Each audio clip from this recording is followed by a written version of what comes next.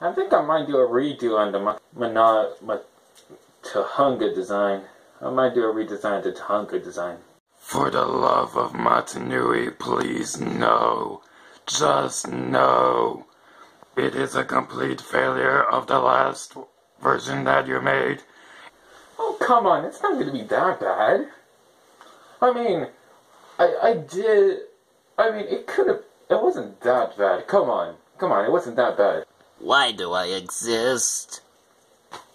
Oh my gosh. Okay, Marduk, you exist for a reason, alright? You were like a test run, alright? Just end my misery. I don't want to be built anymore. Why do you keep having me built? No, I'm not going to be ending your misery just yet, okay? You're still going to be around, you're still going to exist, alright? We're just going to lock you in the closet and forget you ever existed. But what I will do is maybe make a better version of the matoran design, if you know what I mean. Oh, why hello there. I'm sorry, some of my mocks are just thinking it's a bad idea that I do a masterpiece redesign. But we are going to be doing a masterpiece. Nonetheless, what some people might think, I'm looking at you, you darn Baki. Anyways, we are going to be taking a look at my very own masterpiece, MNOG 1 Kapura. Now, this is like a slight redesign along with the masterpiece, but the body design is masterpiece. I just added some black highlights onto it, you know, some black into the overall design, because let's face it, nobody wants to see a black blob. I mean a red blob. Like a red blob of plastic. Alright? It's not gonna look as good. Trust me, it's not gonna look as good. I mean, you're probably wondering, but Tributron, Kapura had the Metro build, you know, the matoran Metro design. It's like, yes, that's true. And also, in MNOG 2, he had a different design, you know, the MNOG 2 design. And you're probably wondering, but shouldn't he have, like, the other mask instead of the Pakari? And I'm telling you now, well, this is like a translation from Kapura, still has the Pakari when he ends up in Matanui, and then, you know, for some reason he decides to change his mask, probably because when he was doing too much coughing, he might have, like, ruined his mask, so he decided to get a new one. I don't know, don't ask me any questions. So let's get straight to the meat and gritty. To the review. Why am I holding this in the hand? Get out of here. To the review. Just to you all, Kapura. And let me just say, this is a way better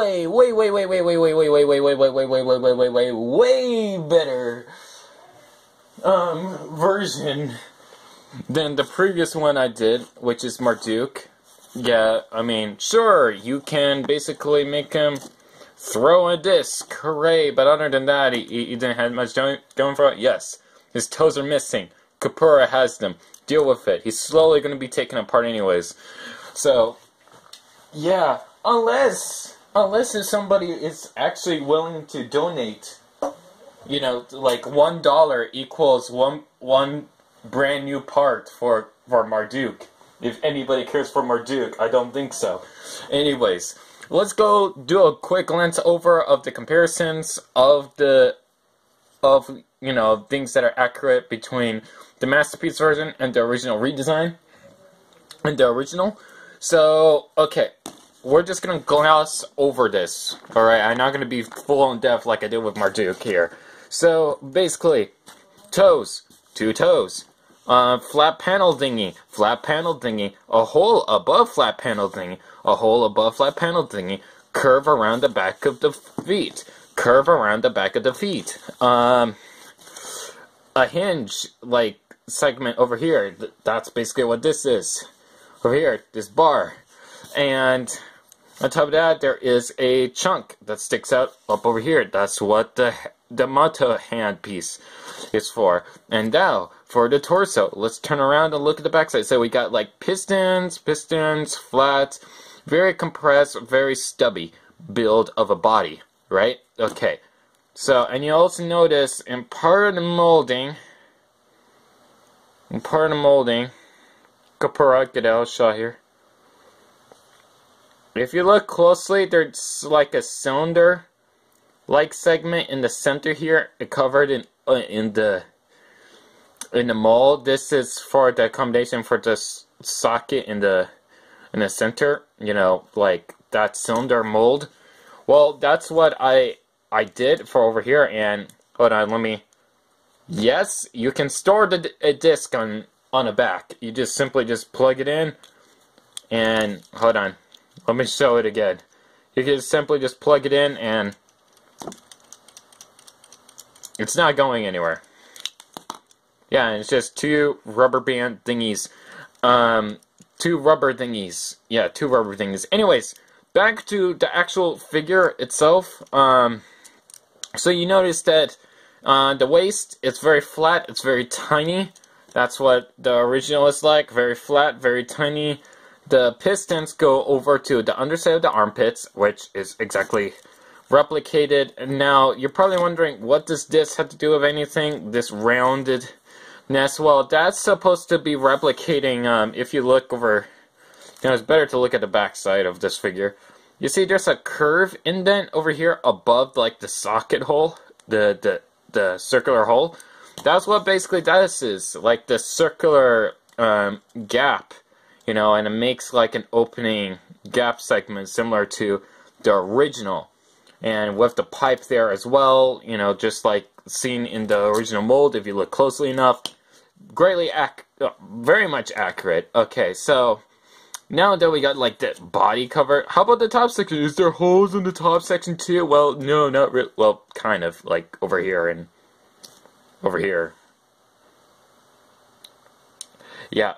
You notice that there's rubber bands filled to the brim in this guy, like yellow, obnoxious rubber bands. They all serve a purpose, trust me. You're probably wondering, does he throw again? Two ways he throws. Two ways. He throws a spear and throws disc. You're probably like, wait, what? Yes, he can throw his own spear and he can throw the disc. I will show you the functionality later, but let's just focus on comparisons. Now, the thing about, like, since it can hold the disc, you know, it's a much more effective than the matoran because it just rests there, but this actually locks into place. So it's a major upgrade off of the original, you know, it's not going to go anywhere. So, yeah. Now you're probably wondering, what about these things? These things, the ridges. You forgot about those? And the thing is, I didn't forget. It's just that trying to I don't have the pieces for it. I don't have the pieces for it. I mean, sure, I could just easily use these and put like ridges, you know, like little spikes over it and put it around, maybe even the red spikes, and then replicate it that way. Sure, I can do that, but that's a little bit too big, and I had to tuck it away somewhere in the torso. But then, at the same token, I had to make this thing still work to fit in the backside. So, yeah, no thank you, no thank you, no thank you. So, this seems a little bit too excessive, plus, I mean, he kind of looks good enough the way it is. He looks good enough. 3 fingers, 1, 2, 3. 3 fingers, 1, 2, 3. You know, well, if you call a thumb a finger, then sure. 2 fingers and a thumb. How about that? There we go. Everybody's happy now. Everybody is. Anyways, now for Poseability, let's take out this stuff over here and let's start from the feet up. So, ankles that go up this far go down pretty well. Toes, they do go up and they curl down. Now you're probably wondering, why do you have toes? Well, I mean, he got stubby legs, you know, so he might need to use the toes. Also, the ankle guards, they do flap, like flapping things do. And the knee, it bends. You know, and he can do the splits. Goes forward about this far, goes back about this far.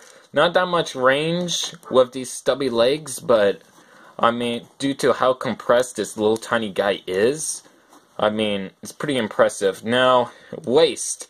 He can break one of his ligaments, and there, he can twist the waist this much in one direction, and twist this much the other way. You know, not that much range, as you can tell, but decent enough to actually make it a little bit expressive.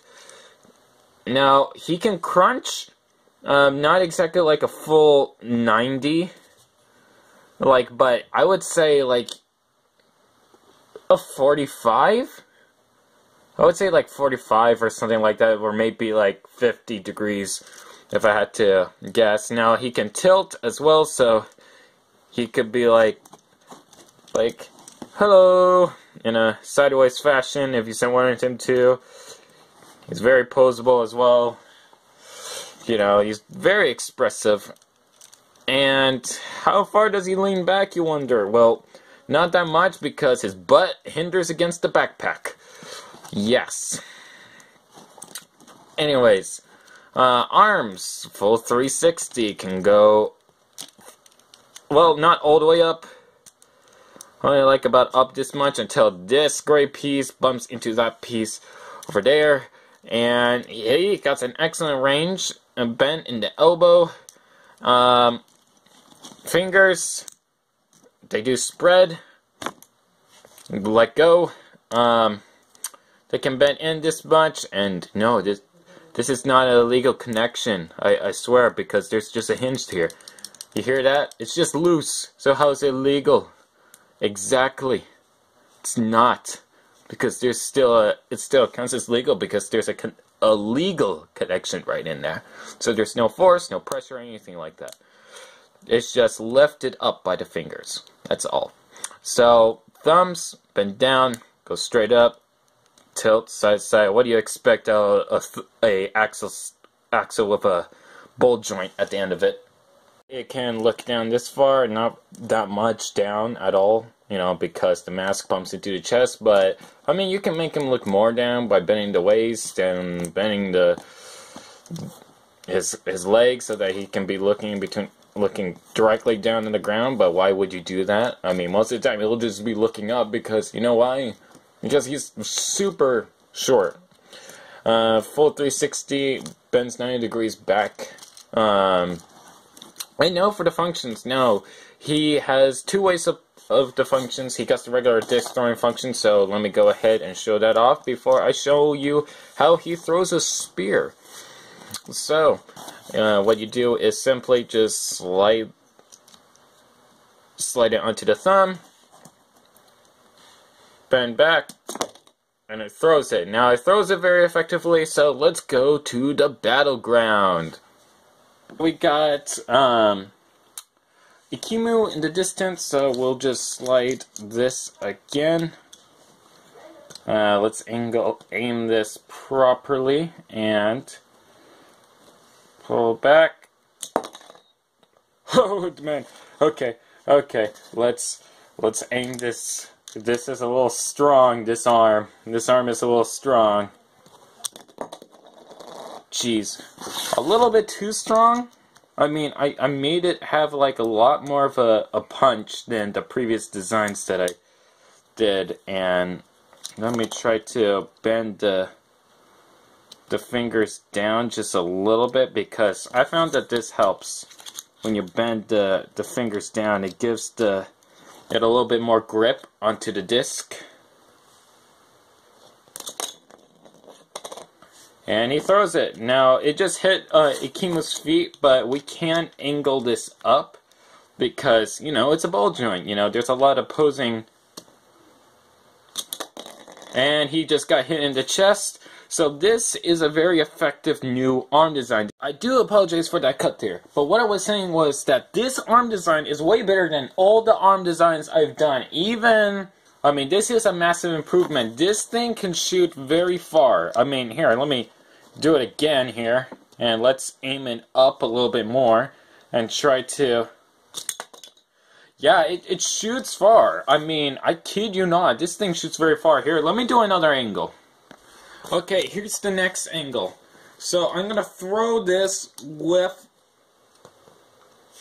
Kapura. Let me make him in shot so that you guys can actually see. Yeah, I had to aim him.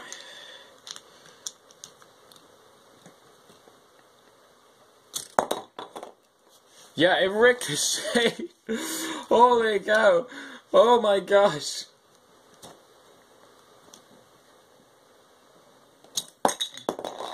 It landed on top of his head. Dead. It's official. He died. Now, let me go ahead and show you the next function. We're at the battlefield again. I mean, and we're done with the disc. We're done with it for now. Now, the thing... Next function is, by the way, he can throw with both arms. Just to let you know, you see here. I mean, the connection in the right arm, in the left arm, isn't as strong as the right arm, because the right arm actually has a stopper. This one is just the ball joint. So, I suggest gluing this if you do, but I don't normally glue my pieces all that much. So I don't want to do it with Kapura. So the next function is him throwing the spear. So because he's part of the guard. He's part of the guard, so I expect him having like a spear of some kind. Now this isn't exactly accurate to the actual model in MNOG, but I mean, basically what you do is you just basically hold this down and then release, and he throws. So, there we go. And I throw, and he throws it very far. Now, I had to slide it up to about here. But he does, in fact, throw it quite the distance.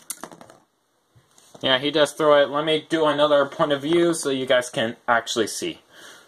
Now, here we are on the battlefield. We got Kimu in the distance once again, and what we're going to do is we're going to load up Kapura here with his mighty spear, and this little guy is going to throw it. And he throws it pretty far, not as strongly as the disc throwing function, but because, I mean, it's a staff. It's not going to go that far because of the heavy end. The end of this staff is pretty heavy. But, as you can see, he throws it pretty effectively. So, this is Kapura. So, yeah. I mean, we covered all of his functions and stuff like that. So, let's go straight into size comparison so you can get an idea how tiny this guy actually is. Because he is one of the smallest builds I've ever made. I mean, I think he's about the same size as here. He is right next to a good guy. So you guys get an idea. Yeah. So he's 2 good guys tall. He's 2 good guys tall. So now that we got that out of the way, let me go and compare him with a completed version of Toamata Pohatsu. I actually found his other leg. Hooray! So, he's tall. Pohatu's taller than he is. That is how short he is. And, of course, let me show you the line of matoran that I have built. Now, I'm not so sure if I can get them all in shot here, but I'll make Kapura here centered. In the center of the screen. So, the first matoran I made was Fodak. Here he is with Fodak. He has his jetpack and stuff like that, yeah. Here he is with Fodak. The second matoran that I have made Takua. I think Takua was the second one that I made. And then the third one was Marduk, the so-called masterpiece. I mean, at the time I thought he was a masterpiece until I made this guy. And then in between the creation of this one and this one,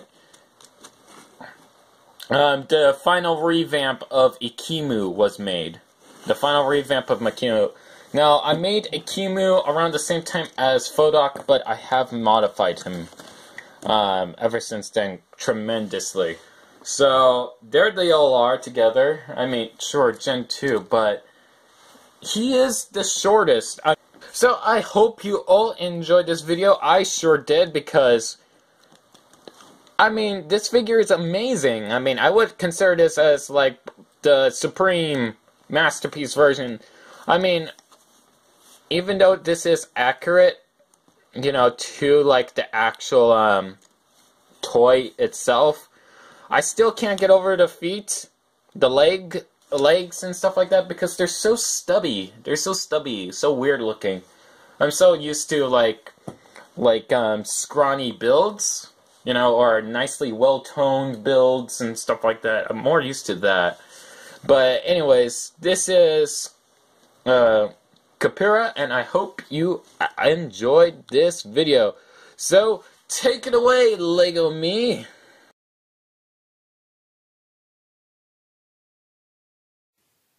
Hello, my fellow compatriots.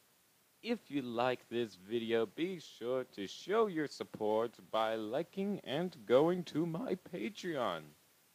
And if you want to stay up to date through my latest content, make sure to subscribe. And like always, this is your host Tributron here, and I will see you all next time. Bye guys!